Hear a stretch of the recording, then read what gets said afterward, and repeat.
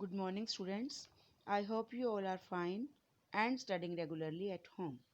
So, children, today we are going to start with next chapter of history, which is called as the making of regional cultures. We know that one of the commonest ways of describing people is in terms of language they speak. For example, when a person speaks Tamil or Odia, we usually understand that the person belongs to Tamil Nadu or Odisha respectively. Right? We too have distinctive kinds of food, clothes, poetry, dance, music, and painting. Sometimes we take these identities for granted and assume that they have existed from time immemorial, but the fact is that regions have evolved over time. Also, we understand that regional cultures today are often the product of complex processes of intermixing of local traditions with ideas from other parts of the subcontinent. As we will see, some traditions appear specific to some regions, others seem to be similar across regions, and yet others derive from older practices in a particular area but take a new form in other regions. Let us begin by looking at an example of the connection between language and region.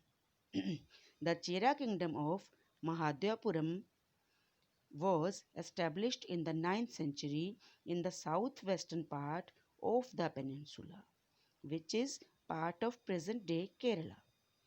It is likely that Malayalam was spoken in this area.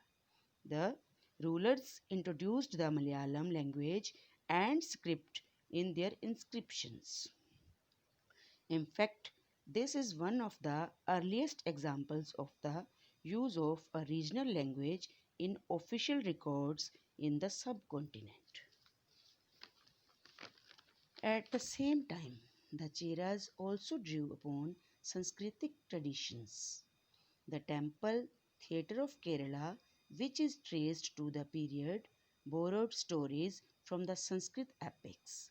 The first literary works in Malayalam, dated to about the 12th century, are directly linked to Sanskrit. It is very interesting to note that a 14th century text, the Lila Tilakam, dealing with grammar and poetics, was composed in Manipravalam, which is literary diamonds and corals, referring to the two languages, Sanskrit and the regional language. In other regions, regional cultures grew around religious traditions.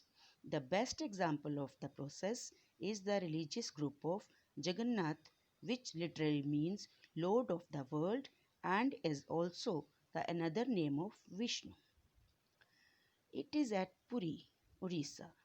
To date, the local tribal people make the wooden image of the deity, which suggests that the deity was originally a local god who was later identified as Vishnu.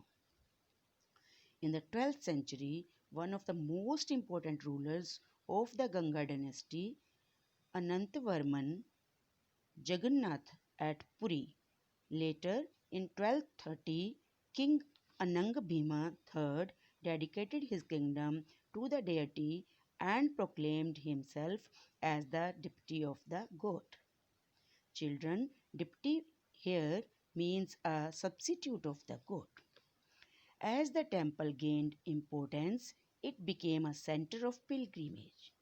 Therefore, its authority in social and political matters also increased. All these who conquered Odisha, such as the Mughals, the Marathas, and the English East India Company, tried to gain control over the temple. They felt that this would make their rule acceptable to the local people. Now, students, let us discuss about the Rajputs and traditions of heroism. In the 19th century, region that constitutes most of the present-day Rajasthan was called Rajputana by the British. By this, we can easily understand that in this area, majority of Rajputs lived, right? But this is only partly true. There were and even now several groups who identify themselves as Rajputs in many areas of northern and central India. And of course, there are several people other than Rajputs who live in Rajasthan, right? However, the Rajputs are often recognized as contributing to the distinctive culture of Rajasthan. These cultural traditions were closely linked with the ideals and aspirations of rulers. From about the 8th century, most of the present day state of the Rajasthan was ruled by various Rajput families. Prithviraj was one such ruler. These rulers cherished the ideal of the hero who fought without any fear, often choosing death on the battlefield rather than face defeat. Stories about Rajput heroes were recorded in poems and songs, which were recited by specially trained minstrels. These preserved the memories of heroes and were expected to inspire others to follow their example. Ordinary people were also attracted by these stories, which often depicted dramatic situations and a range of strong emotions like loyalty, friendship, love, anger, etc. Children, have you ever heard of women in these stories? Sometimes they figure as the cause for these conflicts as men fought with one another either to win or protect women. Women are also depicted as following their heroic husbands in both life and death. These are stories about the practice of sati or the immolation of widows on the funeral pyre of their husbands. So, those who followed the heroic ideal often had to pay for it with their lives. If heroic traditions can be found in different regions in different forms, the same is true for dance. Let us look at the history of one dance form, Kathak, now associated with several parts of North India.